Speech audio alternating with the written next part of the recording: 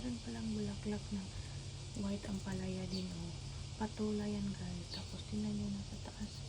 Tapos nasa kabila pa yung iba, pero hindi pa nagbubunga. Tapos yung white na bulaklak guys, alam nyo ba kung ano yan? Para siyang upo guys na ano, yung dalawang layer siya na ano, ano daw yan eh, yung ko kung tawag yan, basta pag nakabunga siya, makikita nyo. Ayan yung mga bulaklak niya na mahaba. Tapos itong patola yellow, white naman yung sa upo. Nakakaibang upo yan guys. Hindi normal na upo na pahaba lang. Ayan o. Ang dami niya na sa kabila pa. Ito yung umakyat doon sa taas ng bahay namin. Ayan sila. Tapos mayroon pang ano na ang palaya. Diba? White ang palaya yata. Ito hindi ko na alam kasi ang daming klase na ang palaya ko guys.